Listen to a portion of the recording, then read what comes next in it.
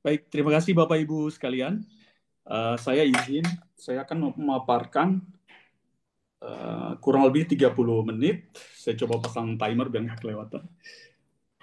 Saya sedikit berbeda dengan Ibu Lisa tadi. Latar belakang saya bukan ahli landscape, tetapi ahli urban design sekaligus cagar budaya atau cultural landscape. Sehingga hari ini saya coba memadukan apa hubungannya landscape dengan cagar budaya dan heritage, sehingga saya ketemu definisi lanskap budaya. Jadi hari ini saya lebih banyak sharing apa itu lanskap budaya dan bagaimana perancangan taman kota yang ada, sedang terjadi atau belum terjadi, sedang usulan dan sedang berkembang di kota, dalam hal ini Pulau Ternate, tempat sehari-hari saya bekerja di Universitas Hairun.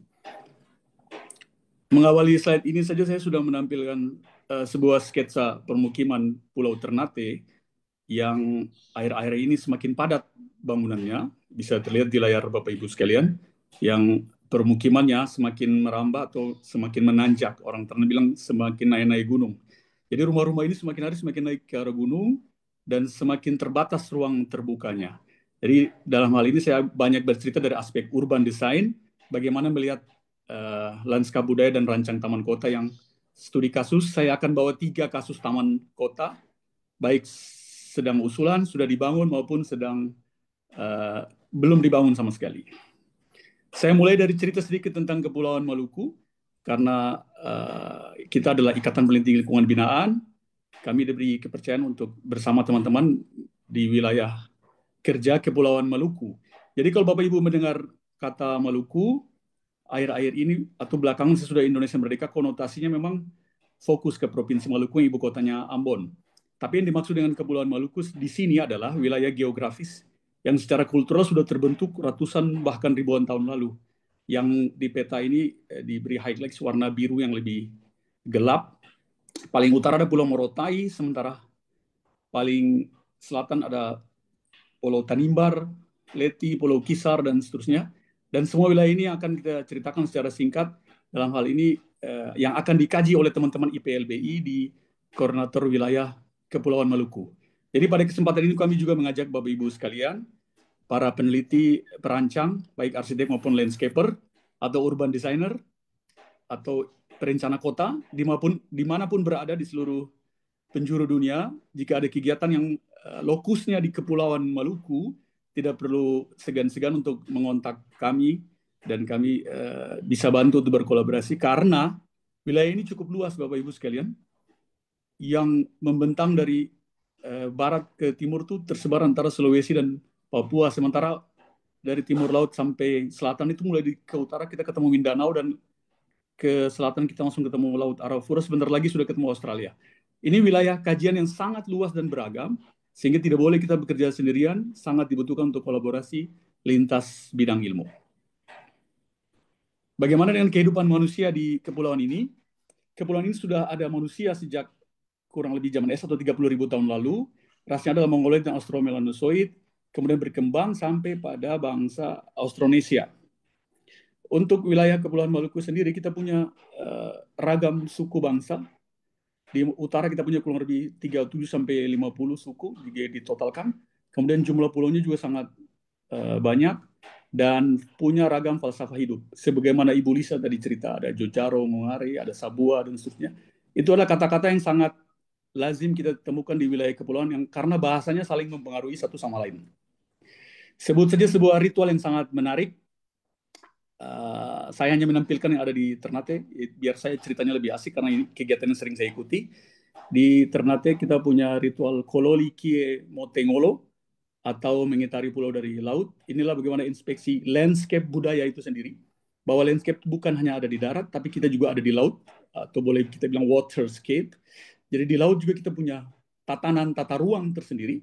Jadi kalau pemerintah kita sudah mulai menggabungkan ya, antara RDTR, RTRW dengan rencana tata ruang zonasi pulau-pulau kecil, masyarakat Maluku sejak dulu sudah punya tata ruang darat dan laut yang bergabung menjadi satu, sehingga kita sematkan istilah landscape budaya. Jadi maksud landscape budaya, landscape bukan hanya alam, tapi ada akulturasi dengan kehidupan manusia, kecerdasan, spiritualisme, dan seterusnya. Ritual ini berlangsung setahun sekali, dan alhamdulillah di Kesultanan Tidore, Bacan, dan Jelolo juga punya dengan nama bahasa daerah masing-masing. Kemarin baru saja dilakukan di Kesultanan Tidore yang merayakan hari ulang tahunnya ke-917. Nah, kalau kita bicara Kepulauan Maluku, di udara terlihat seperti ini, Bapak Ibu. Jadi kita tidak datar ya, kita naik turun berbukit dan bergunung, malah kebanyakan gunung api karena terletak di pinggir Ring of Fire, kemudian zona gunung api aktif dengan patahan yang cukup kuat yang tersebar dari utara ke selatan. Ini foto, mohon maaf agak kabur, saya ambil langsung dari jendela pesawat ini, yang menceritakan gugusan Pulau Maluku. Jadi kalau kita dengar kata Maluku ya awalnya ini Ternate, Tidore, Moti, dan Pulau Makian, kemudian berkembang menjadi Jailolo dan Bacan. Inilah asal-muasal nama Maluku yang juga dikutip oleh para penjelajah dari Eropa. Mereka juga mengutip dengan logat atau penekanan bahasa masing-masing. Orang Portugis bilang Molucas, orang Belanda bilang Molucas, dan seterusnya, sampai jadilah bangsa Indonesia menyebutnya Maluku. Nah, sehingga menurut ragam nama dan filosofi kuno, kita punya istilah Moloku Kieraha, yaitu Ternate, Tidore, Moti, dan Makian. Ada Moluku 4 gunung, yang gunung-gunungnya muncul di gambar ini. Saya pinjam dari teman saya, Reza, foto drone yang sangat cantik sekali. Kemudian kita punya gugus pulau yang sangat banyak, ratusan, dan kalau kita update data statistik, di utara punya sekitar 1.400-an pulau, dan Maluku Tengah dan Selatan punya 1.400-an. Jadi kalau ditotalkan sekitar 2.800-an pulau dimiliki oleh wilayah ini. Dan tidak semua berpenghuni. Nah, kita masuk ke wilayah studi kami di Ternate, yang awalnya adalah kerajaan. Jadi para leluhur Ternate atau orang Ternate zaman dulu sudah membentuk kerajaan dengan pembagian landscape yang sangat menarik sekali. Bermula dari kampung yang di atas gunung, kemudian berpindah ke pesisir lewat perintah Tara No Ate. Itulah kenapa pulaunya bernama Pulau Ternate, Tara No Ate, ke bawah dan memikat, yaitu untuk mengatur tata kehidupan permukiman di pesisir. Kemudian wilayah ini dibagi menjadi 4, Heku, Sangaji, Sosio, dan Chim, dan masing-masing wilayah landscape-nya itu dibatasi oleh kali mati yang kita kenal dengan istilah Barangka. Jadi ada garis-garis hitam itu yang sejatinya harus terus sampai ke puncak Gamalama, dan hulunya ada di puncak, kemudian hilirnya ada di laut. Itulah landscape budaya yang dibentuk oleh warga Ternate pada awal-awal dalam membagi tata ruang permukimannya. Jadi mereka sudah punya semacam RT RW zaman itu yang menceritakan tentang bagaimana kota pulau ini terbentuk dan dibagi berdasarkan tatanan landscape dan sangat bergantung pada alam. Kemudian datanglah orang Arab, Cina, Melayu, dan seterusnya. Terjadilah perebutan kekuasaan. Satu pulau ini pernah ada 3 penguasa, Ternate, VOC, dan Spanyol, sehingga dibentuklah ibu kota di pesisir seperti ini. Ini gambaran Ternate tahun 1599. Kemudian berkembang dia dari tahun ke tahun. Dibangunlah benteng pertama oleh Portugis yang namanya berganti-ganti, mulai dari Sao João Baptista, kemudian dikuasai oleh Kesultanan Ternate, namanya menjadi Gamlamo, kemudian dikuasai oleh Spanyol, namanya menjadi Nostra Senhora del Rosario, dan sesudah Indonesia merdeka namanya jadi terkenal dengan nama Benteng Castella. Benteng ini masih ada sampai sekarang dengan cultural landscape-nya yang sangat menarik dan waterscape-nya, karena ada pagar kotanya, yaitu berupa reef, barrier reef, reef sebagai barrier atau batu-batu yang jadi penghalang di laut, yang akan membatasi pergerakan kapal ketika akan masuk ke ibu kota. Inilah cultural landscape-nya orang Ternate, tidak hanya ada di darat, tapi juga ada di laut, bagaimana laut ditata dan diatur, jadi tidak hanya seperti yang isu lagi hangat ya, membangun pagar di laut, tapi punya kita sudah ada pagar alami di laut sejak zaman dahulu, sehingga kalau airnya lagi pasang, banyak kapal-kapal orang yang awam atau yang berniat menyerang ibu kota ini langsung terdampar, terkandas oleh batu-batu karang yang ada di depan ini. Ini digambar ketika airnya lagi surut. Jadi ketika airnya lagi pasang naik, tidak terlihat nih batu-batu karang atau pagar alami yang dibentuk oleh landscape ini. Ini image benteng ketika dikuasai Spanyol. Sesungguhnya ini adalah ibu kota. Kami dapat sebuah ilustrasi menarik dari Lucas Kukler di buku terbaru mereka, Benteng-Benteng Spanyol dan Portugis di Maluku. Inilah ibu kota kolonial pertama di Timur Nusantara, dibangun 1522 dengan pengaturan landscape, dengan tetap ada ruang terbuka di tengah mengikuti pola-pola orang Eropa. Nah, singkatnya karena waktu saya terbatas, saya langsung berpindah ke studi kasus ini perkembangan landscape di Ternate dari masa ke masa, dan kotanya berkembang menjadi kota pesisir yang menjadi studi area kami, yaitu di pesisir wilayah timur Pulau Ternate. Dengan keanekaragaman masyarakatnya, baik keturunan Cina, Arab, Melayu, Bugis, Makassar, Jawa maupun suku bangsa lainnya, semua bersatu padu membentuk kota yang menjadi sangat padat akhir-akhir ini. yang pemukimannya hanya tersebar paling padat berada di sisi timur. Ini image yang ambil dari Kompas, wartawan Kompas, yang memotretnya menarik sekali karena terlihat betul sisi timur yang begitu banyak permukiman yang semakin menanjak ke arah gunung. Ini adalah gunung api aktif. Periode letusannya bisa paling cepat 2-3 tahun, bahkan paling lama mungkin sekitar 5 tahun. Dan kalau meletus, bandaranya akan ditutup sehingga akan menimbulkan kerepotan tersendiri bagi mobilitas warga baik menuju maupun keluar. Secara tiga dimensional kita bisa lihat kota Pulau Ternate seperti ini. Kemudian pesisirnya sangat beragam. Di sisi timur sangat kaya dengan bangunan atau sangat ramai, bahkan sampai sudah ada reklamasi, tidak berbeda seperti di Dobo tadi, Bu Lisa. Sudah mulai banyak reklamasi pantai, bangun masjid, bangun mall, bangun gedung pertemuan, termasuk taman kota. Ini ada taman kotanya, Taman Kota Nukila yang ada di sisi timur. Itu adalah taman kota yang dibangun di atas lahan reklamasi. Kemudian di sisi lainnya seperti sisi barat atau sisi pesisir di Pulau-Pulau Merah tuh pantainya masih sangat alami seperti ini. Jadi orang-orang di sini hidup dengan nuansa kampung kota yang sangat padat, yang macet lalu lintasnya kadang-kadang, bahkan belakangan ini terjadi musibah banjir dan seterusnya. Tetapi mereka juga sangat alami dengan ketemu pantai-pantai alami seperti ini. Hanya 5 menit, 10 menit dari rumah sudah ketemu pantai. Jadi refreshing sekaligus hidup bagian dari masyarakat kota. Dari kota ke pantai seperti dari ruang tamu ke dapur. Jadi bolak-balik. Karena sisi pulau ini sangat-sangat unik dan beragam yang tidak ditemukan di kota-kota besar. Inilah karakter landscape alami kota-kota pulau kecil di Kepulauan Maluku. Hal seperti ini juga kami temukan di kota Pulau Tidore, Bacan, dan pulau-pulau lainnya. Ini beberapa rekomendasi kami untuk pelestarian. Ketika kami meriset ini, untuk disertasi kami di 2012 sampai 15 sampai 16, kita menemukan ada falsafah Joe Sengofangare yang menjadi dasar bagi proses perencanaan. Karena manusia selalu dipercaya sebagai pemegang kekuatan yang membawa rahmat bagi seisi alam. Atau dalam Islam, di Al-Quran disebutkan Khalifatul fil ard sebagai rahmatan lil alamin.